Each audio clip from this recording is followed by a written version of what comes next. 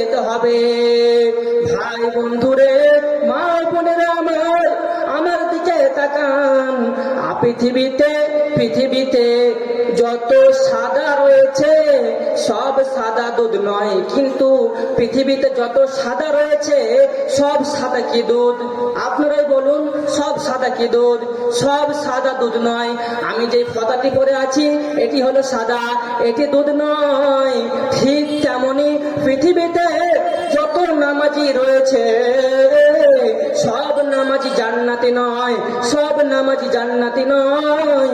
যেমন সব সাদা দুধ নয়, ঠিক তেমনি সব নামাজি জান্নাতি নয়। নামাজ পড়লেই যে আমরা জান্নাত যাব এ কথা নয়। যদি আমাদেরকে জান্নাত যেতে হয় তাহলে পূর্ণাঙ্গ মুত্তাকি হতে হবে। আর পূর্ণাঙ্গ মুত্তাকি হতে গেলে কি করতে হবে? 5টা জিনিসের প্রতি ঈমান আনতে হবে, 5টা জিনিসের প্রতি বিশ্বাস রাখতে হবে। 5টা জিনিস কি কি? আল্লাহ তাআলা রব্বুল আলামিন বলেন, 1 নম্বরে আল্লাহ তাআলা বলেন, মান আমানা বিল্লাহ, আল্লাহর প্রতি ঈমান, আল্লাহর উপরে ঈমান। আল্লাহর প্রতি আমাদেরকে ঈমান আনতে হবে। আল্লাহ এক, দ্বিতীয় কোনো মাবুদ নাই, দ্বিতীয় কোনো ইলাহা নাই। আল্লাহর প্রতি ঈমান আনতে হবে, কঠোর ঈমান আনতে হবে, মজবুত ঈমান আনতে হবে। আপনাকে শুধু একটু নমুনা পেশ করি, নমুনা। আমাদের ঈমান আর সাহাবীদের ঈমানের মধ্যে কতটা পার্থক্য ছিল, কতটা ডিফারেন্স ছিল, আপনি আমার দিকে তাকান, আমি আপনাদের শুধু একটু নমুনা পেশ করছি। যখন বিশ্ব নবীজির ওপরে ওহী নাজিল হলেন, তখন আল্লাহর রাসূল ইসলামের দাওয়াত দিতে লাগলেন মানুষকে।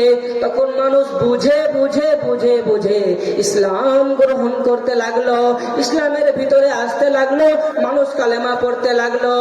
কিন্তু বাবা বোনেরা আমার, একটি পরিবারে দুইটি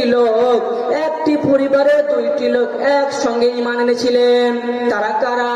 দাস আর দাসী, চাকর আর চাকরানী, স্বামী স্ত্রী, তারা দুইজন একসঙ্গে ঈমান এনেছিল। একজন হলো বিবি সুমাইয়া রাদিয়াল্লাহু তাআলা আনহা, আর অপরজন হলো ইয়াসির রাদিয়াল্লাহু তাআলা আনহু। এরা দুইজন ঈমান এনেছিল। আবু জাহেল জানতে পারলেন এ বিবি সুমাইয়া আর ইয়াসির তারা স্বামী স্ত্রী ঈমান এনেছেন। তখন আবু জাহেল তাদেরকে একটা ময়দানে ডাকলেন, আর সেই ময়দানে অনেক লোক ছিল। 100 কোটি লোকের মাঝে বিবি সুমাইয়াকে আর ইয়াসিরকে। তখন আবু জাহেল জিজ্ঞাসা করছেন, আবু জাহেল বিবি সুমাইয়াকে বলছেন, সুমাইয়া রে, ও সুমাইয়া, আমি জানতে পারলাম তুমি নাকি আল্লাহর প্রতি ঈমান এনেছো, তুমি ঈমান এনেছো। হে সুমাইয়া, আমি তোমাকে বলছি, তুমি ঈমান ছাড়বে কি বলো? সুমাইয়াকে বলছে, হে সুমাইয়া, তুমি ঈমান ছাড়বে? তখন সুমাইয়া কি বলেছিলেন? হে বেঈমান, ও বেঈমান রে, আমি আমার জান দিয়ে দেব, শহীদ হয়ে যাব, তবু আমি ঈমান ছাড়তে পারবো না। মা আমার বোন আমার খালার দল, ও বাপ জানেরা, ঘটনাটি ভালো করে শুনুন। যখন সুমাইয়া বলল আমি ঈমান ছাড়তে পারবো না, তখন সুমাইয়াকে আবু জাহেল বললেন, হে সুমাইয়া, তুমি যদি ঈমান না ছাড়ো, এত 100 কোটি লোকের মাঝে আমি তোমাকে উলঙ্গ করতে বাধ্য হব, আমি তোমাকে উলঙ্গ করব। বন্ধুরে আমার, হাদিসের ভিতরে এসেছে সুমাইয়া মাথাটা নিচু করলেন, আর আল্লাহকে যেন কি বলতে চাইলেন, কি বলেছেন স্পষ্ট আসেনি, কিন্তু কি যেন কেঁদে কেঁদে বলতে চাইলেন। তখন বন্ধু সুমাইয়া ঈমান ছাড়লো না। সুমাইয়ার মাথা থেকে কাপড় খুলতে সুমাইয়াকে উলঙ্গ করে দিল, সুমাইয়াকে ল্যাংটা করে দিল। মা আমার বোন আমার, তখন সুমাইয়া উলঙ্গ হয়ে গেল। সুমাইয়ার লজ্জা স্থানে বল্লম ঢুকিয়ে তাকে হত্যা করলো, শহীদ করে দিল। সুমাইয়া দুনিয়া থেকে চলে গেল, বিদায় হয়ে গেল। কিন্তু মা আমার বোন আমার ঈমান ছাড়েনি।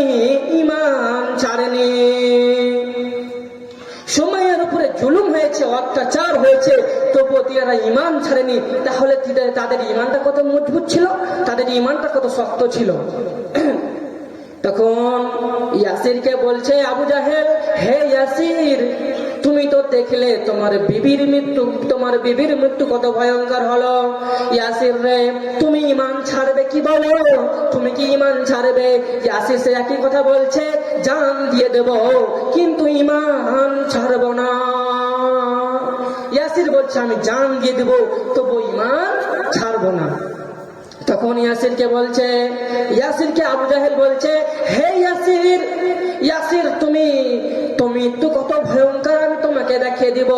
যখন ইয়াসির বলেছে আমি ঈমান ছাড়বো না, ইয়াসিরকে জমিনের বুকে ধাক্কা মেরে ফেলে দিল, আর ইয়াসির জমিনের বুকে পড়ে গেল। তখন ইয়াসিরের দুটো পায়ে লোহার জিনজির এনে পরিয়ে দিল, আর দুটো লোহার পায়ে বেঁধে দিল, দুটো জিনজির দুটো লোহার পায়ে বেঁধে দিল। তখন ইয়াসিরের সে দুটো জিনজিরকে দুটো ঘোড়ার পায়ে বেঁধে দিয়ে দুটো ঘোড়াকে দুই দিকে হাঁকিয়ে দিলেন, দুই দিকে তাড়িয়ে দিলেন। আর সেই ইয়াসিরের দেহটা দুই খণ্ড হয়ে গেল, মা আমার বোন আমার। কিন্তু দেখেন এত কষ্ট হয়েছে, জুলুম হয়েছে, অত্যাচার করেছে, তবুও তিনারা ঈমান ছাড়েনি। আর আমরা হতভাগা মুসলমান রাস্তা দিয়ে চলছি, চলতে যদি রাস্তার সামনে একটা যদি হিন্দু এসে বলে, মাথায় বন্দুক ধরে বলে, ও মুসলমান তুমি ঈমান ছেড়ে দাও, আল্লাহকে ত্যাগ করো, ভুলে যাও, তখন আমরা সঙ্গে সঙ্গে বন্দুকের ভয়ে আল্লাহকে ত্যাগ করে দিই, ভুলে যাই। আমরা কত হতভাগা মুসলমান। বন্ধু, আমরা দুনিয়াতে এসে আল্লাহকেই ভুলে গেছি, ভুলে গেছি। আজকে আমরা আল্লাহর কথা মনে পড়ে না আমাদের। কেন? আমরা আল্লাহকে ভুলে গেছি, দুনিয়াকে পেয়ে আল্লাহকে ভুলে গেছি। একজন উর্দু কবি বলছেন, এ দুনিয়া रहने की जगह नहीं है, ये दुनिया रहने की जगह नहीं है, बल्कि आना है जाने के लिए, अगर ये दुनिया रहने की जगह होती जगह नहीं मिलती।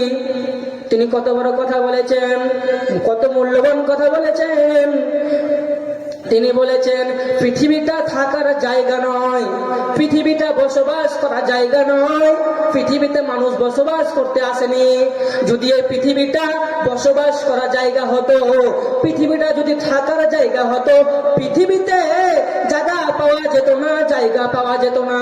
মানুষ পৃথিবীতে এসেছে যাবার জন্য, কেউ এখানে বসবাস করার জন্য আসেনি। মানুষ এসেছে মানে যেতে হবে।